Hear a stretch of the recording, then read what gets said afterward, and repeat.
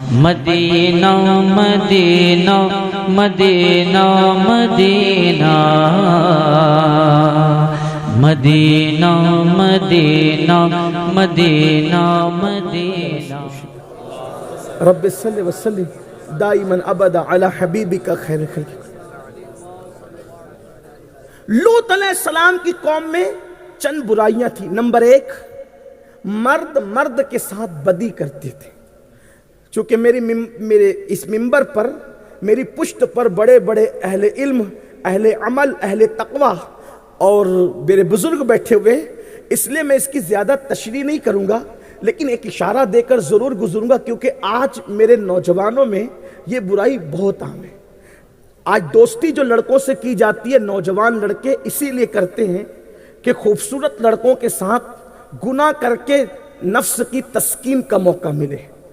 اور ایک بات یاد رکھنا، مرد مرد کے ساتھ یا عورت عورت کے ساتھ بدی کرے، یہ اتنا بڑا گناہ ہے کہ جانور بھی یہ کام نہیں کرتا۔ جانوروں میں ایک ہی جانور ہے جو یہ کام کرتا ہے، وہ سور اور خنزیر ہے۔ اسی لیے جو مرد مرد کے ساتھ بدی کرے گا، جب وہ مرے گا تو اس کے چہرے کو خنزیر سے بدل دیا جائے گا، اس کو اس کی قبر میں سور بنا دیا جائے گا۔ اور بزرگوں نے یہاں تک فرمایا، یہ جو سیریل دیکھ کر، فلمیں دیکھ کر یہ جو بدی عام ہو رہی ہے نا، قوم لوط کا عمل، جس پر ہم کچھ بولنے کے لیے، احتجاج کرنے کے لیے تیار نہیں ہیں، ہم اپنے معاشرے میں یہ بدی دیکھ تو رہے ہیں، لیکن معاذ اللہ اس کو روکنے کے لیے ہم کوئی قدم نہیں اٹھا رہے ہیں۔ سن لو، اللہ کے رسول صلی اللہ علیہ وآلہ وسلم نے فرمایا کہ قوم لوط کا عمل کرنے والا جس بستی میں رہتا ہے اور بستی کے لوگ اس پر احتجاج نہیں کرتے، روک نہیں لگاتے، اس کو منع نہیں کرتے، اس بستی پر ایک دن میں 36 مرتبہ اللہ لعنت کو نازل فرماتا ہے۔ اور یہ انٹرنیٹ کی گندی فلمیں ہمارے جوانوں کو اس بدی میں مبتلا کر رہی ہے۔ میرا کلیجہ منہ کو آتا ہے، کہاں وہ جوان جو کبھی اندلس کے ساحل پہ کشتیاں جلانے والا تھا، کہاں وہ جوان جو کبھی بیت المقدس پر پرچم لہرانے والا تھا، کہاں وہ جوان جو سندھ کی زمین پہ اسلام کا پرچم لہرانے والا تھا، کہاں وہ جوان جو دریائے، اللہ اکبر، دریائے بحر ظلمات کے اندر، دریائے ظلمات میں گھوڑے دوڑانے والا تھا۔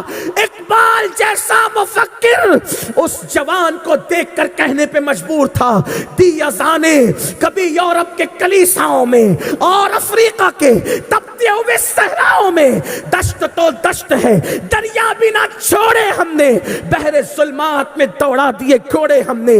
وہ جوان جو بیت المقدس کا فاتح تھا، وہ جوان جو اندلس کا فاتح تھا، وہ جوان جس کے بارے میں اقبال کہتے ہیں، نہیں تیرا نشیمن قصر سلطانی کے گنبد پر، تو شاہی ہے بسیرا کر پہاڑوں کی چٹانوں میں، عقابی روح جب بیدار ہوتی ہے جوانوں میں، نظر آتی ہے اس کو اپنی منزل آسمانوں میں، ستاروں کے آگے جہاں اور بھی ہے، ابھی عشق کے امتحان اور بھی ہے، تو شاہی ہے پرواز ہے کام تیرا، تیرے سامنے آسمان اور بھی ہے۔ حیرت ہے ان جوانوں کو کیا ہو گیا جو راتوں کو مسلح پہ روتے تھے، آج وہ راتوں کو بستر پہ نرم گدوں پہ لیٹ کر زنا کے مناظر کو دیکھ کر بدکاری کی طرف جا رہے ہیں، زنا کی طرف جا رہے ہیں، ہاتھوں سے برائیاں کرنے کی طرف جا رہے ہیں۔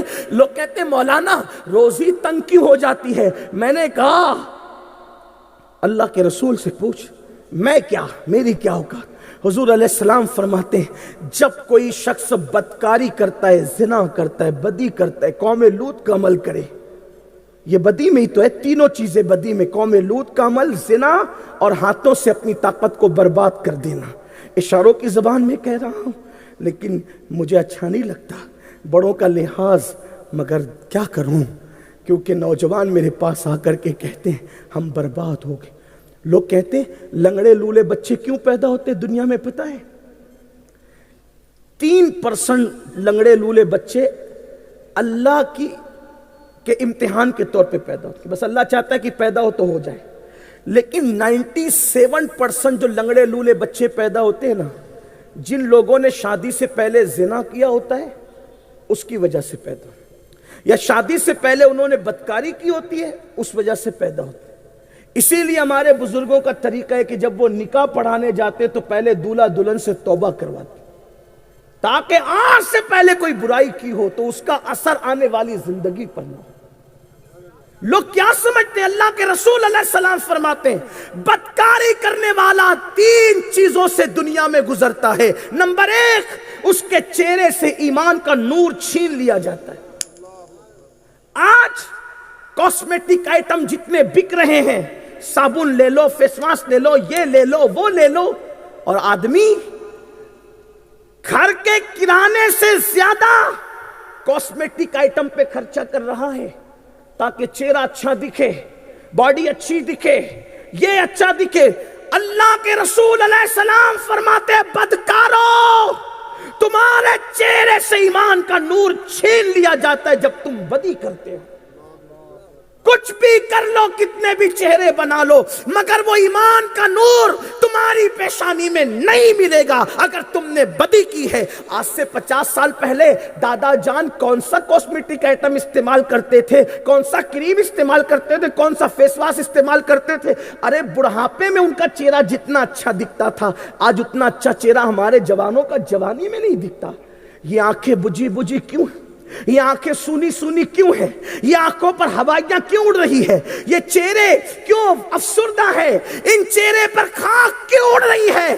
اس لیے کہ ایمان کا نور بدکاروں کے چہروں پہ نظر نہیں آتا۔ یاد رکھنا، اگر اپنے چہروں کو چمکانا چاہتے ہو تو آج اللہ کا خوف جب دل میں آئے گا، رب کی خشیت دل میں آئے گی، اپنے گناہوں کو یاد کر کے جب رونا سیکھ جاؤ گے تو اللہ آنکھوں میں اور چہرے پہ وہ نور عطا فرمائے گا۔ زمین پہ جیو گے تو بھی چہرے چمکیں گے، اور جنازے میں جاؤ گے تو بھی چہرے پھول کی طرح کھلتے ہوئے نظر آئیں گے۔ میرے آقا علیہ السلام کے پیارے دیوانوں، تو بدکاری کرنے والوں کے چہرے سے نور چھینا جاتا ہے۔ نمبر 2، اس کی روزی سے برکت اٹھا لی جاتی ہے۔ اس کی روزی میں برکت نہیں ہوتی، پھر آپ کتنے ہی بڑے بابا کا تعویذ لے لو، جب برکت اللہ نے اٹھا لی ہے تو کوئی بابا کا تعویذ آپ کی روزی میں برکت نہیں لا سکتا۔ یاد رکھنا، کوئی چیز اللہ کا مقابلہ نہیں کر سکتی، اور جو اللہ کے مقابلے میں آئے گا وہ خود کافر ہو جائے گا۔ میں تعویذ کا مخالف نہیں، لیکن ہمارے بزرگوں نے، ہمارے دادا مرشد حضور مفتی اعظم جب کسی کو تعویذ دیتے تھے تو فرماتے تھے بابو اسی وقت یہ تعویذ اثر کرے گا جب تم نماز پڑھو۔ اگر کوئی یہ کہے کہ تو جو چاہے کر، میرا تعویذ اثر کرتا ہے، وہ فرعون ہے۔ فرعون وہ اللہ کے غضب کو چیلنج کر رہا ہے، وہ آپ کو گناہ پر دلیر کر رہا ہے۔ تو یاد رکھنا، تعویذ میں کوئی اثر نہیں مگر بے اذن اللہ، دوا میں کوئی اثر نہیں مگر بے اذن اللہ، کھانے میں کوئی نفع و ضرر نہیں مگر بے اذن اللہ۔ جس میں جو اثر ہے وہ اللہ کے نام کا اثر ہے۔ لیکن آپ تو ایک بات آئی تو میں عرض کروں، ایک مرتبہ حضرت موسیٰ علیہ السلام بیمار ہو گئے۔ اللہ سے اس کی مولا میں بیمار ہوا، کیا کروں؟ کہا وہ فڑا جڑی لو اور اس کو پی لو۔ پی لیا، اچھے ہو گئے۔ دوبارہ وہی بیماری آئی تو بھی سوچا اب اللہ سے کیوں پوچھوں، مجھے تو نسخہ تو مل گیا نا۔ پھر وہی جڑی لی اور پیا تو بیماری بڑھ گئی۔ اس کی مولا پہلے پیے تھے تو شفا ہوئی تھی، اب پیے تو بیماری بڑھ گئی۔ قدرت کی رحمت نے فرمایا موسیٰ تم نے کیا سمجھا کہ شفا جڑی میں ہے؟ نہ، شفا تو ہماری مرضی میں۔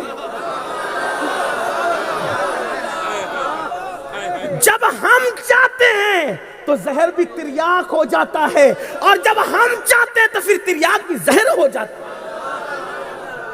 لا یضر مع اسمہ شیء فی الارض ولا فی السماء، کوئی چیز نفع نقصان نہیں پہنچا سکتی آسمان کے نیچے اور زمین کے اوپر مگر اللہ کی مرضی سے۔ کوئی نفع نقصان کا مالک نہیں، یہ اپنے اندر عقیدہ پیدا کرنا ہوگا۔ تو عرض یہ کر رہا تھا، بات دور نکلتی جا رہی ہے۔ میرے آقا صلی اللہ علیہ وآلہ وسلم کے پیارے دیوانوں، تو میرے آقا نے فرمایا جو بدی کرتا ہے ایمان کا نور چھینا جاتا ہے، جو بدی کرتا ہے روزی کم کر دی جاتی ہے، روزی کاٹ لی جاتی ہے، اور جو بدی کرتا ہے اس کی عمر بھی کم کر دی جاتی ہے۔ اللہ کے بندو رحم کرو۔ تو عرض یہ کر رہا تھا کہ نبی کی کوئی بیوی بدکار نہیں ہوتی۔ لوط علیہ السلام کی قوم بدکار تھی، مرد مرد کے ساتھ بدکاری کرتے۔ اللہ کے رسول علیہ السلام نے فرمایا کہ ایک دن میں 36 بار لعنت برستی اس بستی پر جب بستی کے لوگ روکتے نہیں.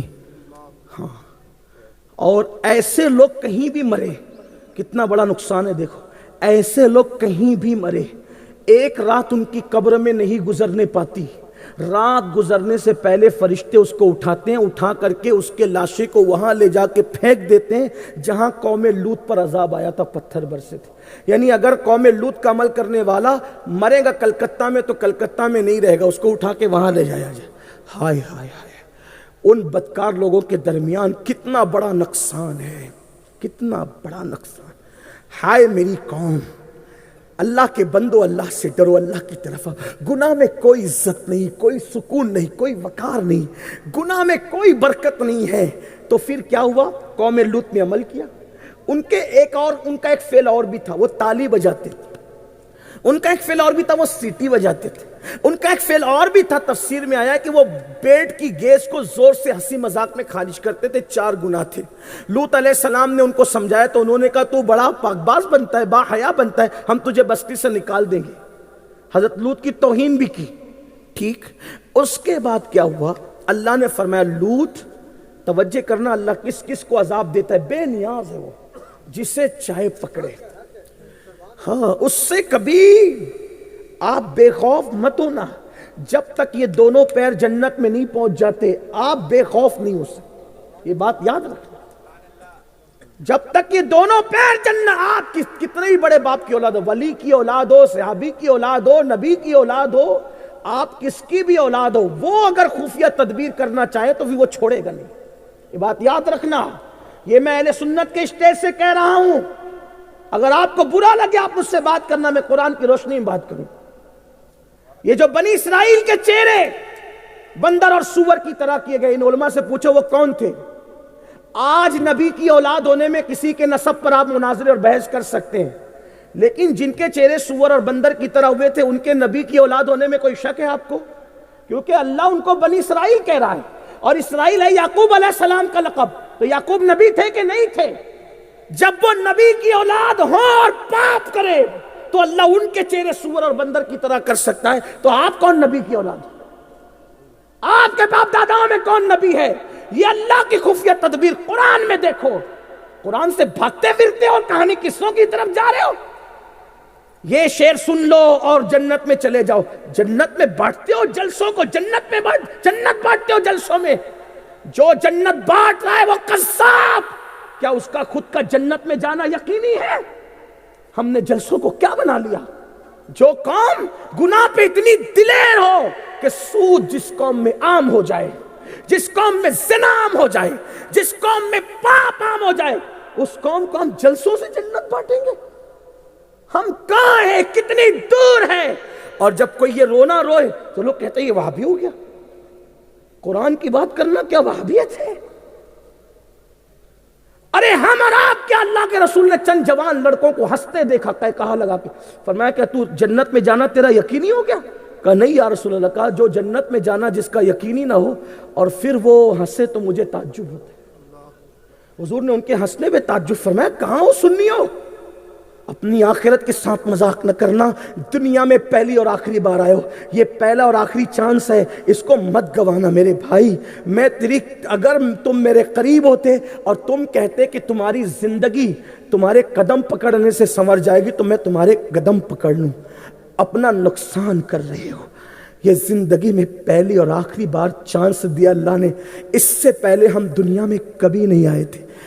مر جاؤ کہ پھر دنیا میں کبھی لوٹ کر نہیں آؤ گے. مرنے کے بعد انسان کو جس دن اس کی نیکیوں کا احساس ہوگا تو انسان تمنا کرے گا اللہ مجھے ایک بار دنیا میں جا کر صرف 2 رکعت نماز پڑھنے دے. اللہ فرمائے گا بندے نہیں، میں نے تجھے موقع دیا تھا تو نے ضائع کر دیا. آج تیرے لیے کوئی موقع نہیں. جب بنی اسرائیل پر عذاب آیا ہے وہ نبی کی اولاد تھے. ان کا شجرہ نسب دیکھو. یعقوب علیہ السلام تک تو اللہ نے بیان کر دیا. یعقوب کے والد اسحاق، اسحاق کے والد ابراہیم علیہ السلام. یہ ہے وہ انبیاء کی اولاد. اگر آپ کو کوئی اس میں ڈاؤٹ ہو تو آپ بہت بڑے علماء سے پوچھ لو کہ وہ اولاد پیغمبر تھے کہ نہیں تھے. جب نبی کی اولاد کا یہ حشر ہو سکتا ہے جن کا شجرہ نسب اللہ بیان کرے. جب ان پر یہ عذاب آ سکتا ہے تو ہم پر کیوں نہیں؟ ہم میں کون سے سرخاب کے پر لگے ہیں؟ پلٹو اللہ کی طرف، معافی مانگو اللہ سے، توبہ کرو رب کی بارگاہ میں۔ اپنی خوبصورت جوانی کو جہنم کی دہلیز پہ نہ لے جانا۔ یہ تمہارے حسین و جمیل چہرے میں دیکھتا ہوں تو مجھے ترس آتا ہے، ان خوبصورت چہروں کو اللہ جہنم سے بچا لے۔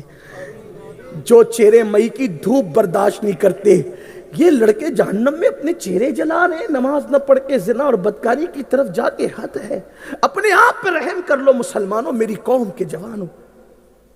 تو بہرحال اللہ نے قوم لوط پر عذاب نازل کرنے کا فیصلہ کیا، توجہ کرنا، قوم لوط پر عذاب نازل کرنے کا فیصلہ کیا۔ اللہ نے کہا لوط اپنی قوم چھوڑ کے اپنی فیملی کے ساتھ نکل جا، میں ان پہ پتھر برسا دوں گا، عذاب نازل کروں۔ یہ بات پتہ چل گئی حضرت ابراہیم علیہ السلام کو کہ لوط کی قوم پہ عذاب نازل ہو گیا۔ دعا کی مولا، خلیل اللہ دعا کرے، توجہ کرنا، خلیل اللہ دعا، مولا قوم لوط پر عذاب مت نازل فرما۔ ارشاد ہوتا ابراہیم تم دعا نہ کرنا۔ قرآن اٹھائیں، اگر قرآن میں یہ بات نہیں ہے تو میں مجرم ہوں، آپ قرآن اٹھائیں۔ خلیل اللہ کو روک دیا گیا، میرے خلیل جب میں نے فیصلہ کر لیا ہے نا میرے پیارے، اب تو نے جو ہے ان کے لیے دعا نہیں کرنا۔ اللہ کی غیرت دیکھ، جب وہ رحمت فرمائے تو پھر قوم سے بغیر دعا کے عذاب ٹال دے، لیکن جب وہ غیرت فرمائے تو خلیل اللہ کو بھی روک دیا جاتا ہے، آپ دعا نہیں کرنا۔ آپ کہاں ہو؟ آپ کہاں ہو؟ کہاں خلیل اللہ؟ خلیل کہتے گہرے دوست کو، ان کو روکا جب میں نے فیصلہ کیا تو اب آپ نے دعا نہیں کرنا۔ دیکھا آپ نے، یہ اللہ کی غیرت ہے، اس کی غیرت کو چیلنج مت کرو ورنہ تباہ ہو جاؤ گے۔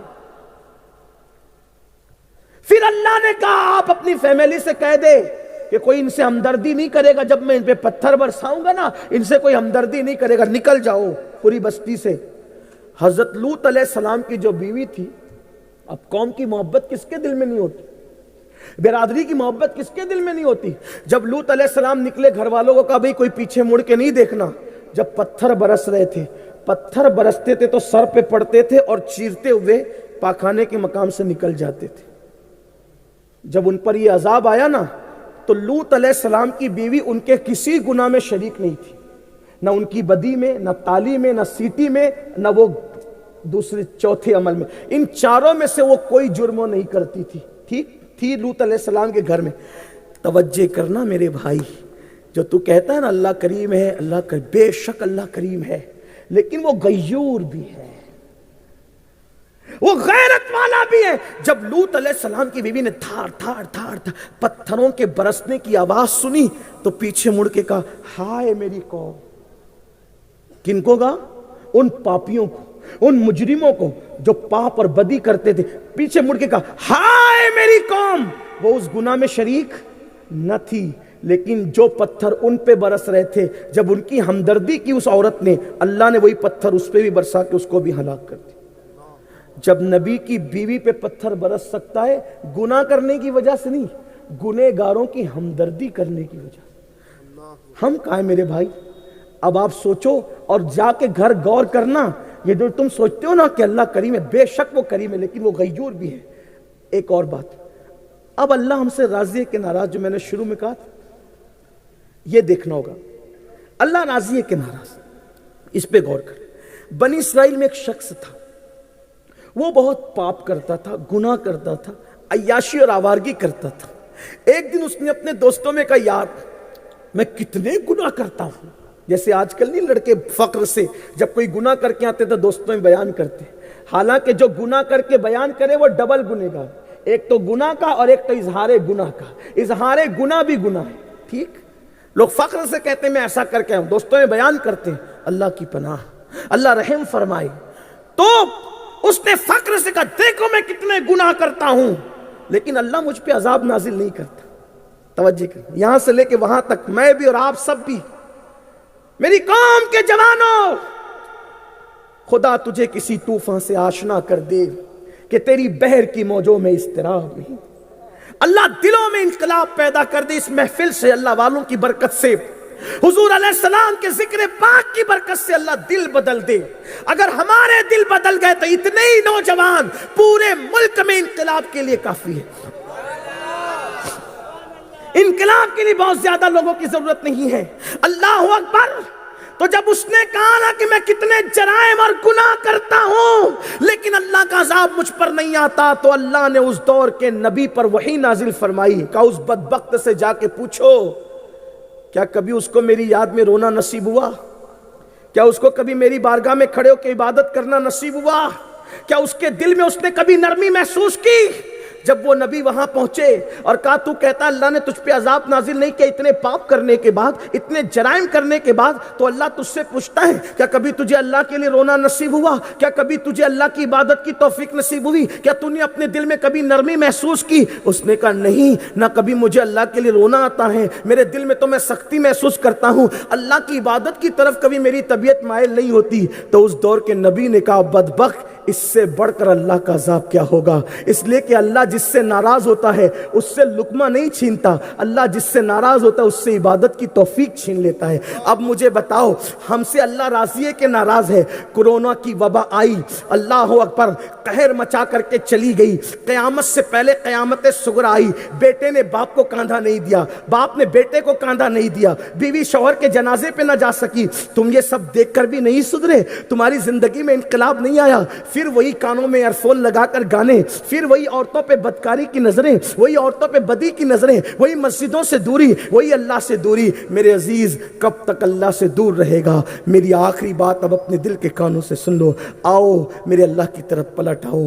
وہ بہت غیور ہے لیکن بڑا کریم بھی ہے، اس نے توبہ کے دروازے کھول رکھے ہیں. میرے عزیز جان لینا تم نے سب سے پیار کیا، کبھی میرے اللہ سے بھی پیار کر کے دیکھو. تم سب کے لیے رو چکے، کبھی میرے اللہ کے لیے بھی رو کے دیکھو. تم نے سب سے رشتے جوڑے، کبھی میرے اللہ سے بھی رشتہ جوڑ کے دیکھو. یار سب سے دوستی کرنا مشکل ہے، میرے اللہ سے دوستی کرنا بہت آسان ہے. سب کو منانا مشکل ہے، رب کو منانا بہت آسان ہے. تم نے کچھ بھی کیا ہو، کچھ بھی کیا ہو، تم نے کیا، ہم نے کچھ بھی کیا ہو، میرا اللہ جب رات کا آخری حصہ آتا ہے تو اپنی رحمت کی چادر پھیلا کر کے کہتا ہے اے رات کے پاپیو، صبح ہونے سے پہلے پہلے توبہ کر لو تاکہ میں تمہیں معاف کر دوں.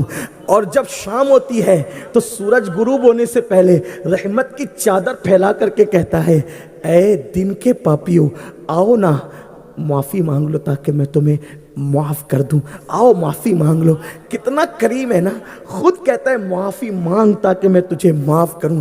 میرا اللہ اگر کوئی ہزاروں سال پاپ اور گناہ کرے اور ایک ہی بار توبہ کر لے تو میرا اللہ اس کو معاف کر دیتا ہے، اللہ اس کی مغفرت کر دیتا ہے. آؤ میرے بھائیوں، آج سے پہلے کچھ ہوا اپنے اللہ کو منا لے، توبہ کر لے. میں ہر محفل میں اپنے جوانوں سے کہتا ہوں آؤ اللہ سے صلح کر لو، اللہ سے رشتہ جوڑ لو، اللہ کے قریب آؤ. ہے کوئی ایسا؟ میرا اللہ کہتا ہے جب میرا بندہ میری طرف چل کر آتا ہے. ذرا اس کی لذت نے حدیث کے ظاہری معنی کی. کہتے ہیں جب میرا اللہ فرماتا ہے جب میرا بندہ میری طرف چل کر آتا ہے تو میں اس کی طرف دوڑ کر جاتا ہوں. اور ہمارے محتاطین علماء اس کو یوں بیان کرتے ہیں جب میرا کوئی بندہ میری طرف چل کر آتا ہے تو میری رحمت اس کی طرف دوڑ کر جاتی ہے. آؤ اپنے اللہ سے اپنے رشتے کو مضبوط کر لو، روٹے ہوئے رب کو منا لو، اس کی بارگاہ میں ایک سوگات پیش کرو. ام المومنین سیدہ عائشہ نے پوچھا آقا نیکوں کے لیے تو آپ نے فرمایا نا کہ بہت سارے نیک بے حساب جنت میں جائیں گے، کوئی ایسا گنہگار بھی ہے جو بے حساب جنت میں جائے؟ اما عائشہ پہ اللہ رحمت فرمائے. کتنا اچھا سوال کیا اپنے لیے، کتنا اچھا سوال. ماں ہو تو ایسی ہے، ہماری ماں کی عظمتیں جس کے قدموں پہ قربان.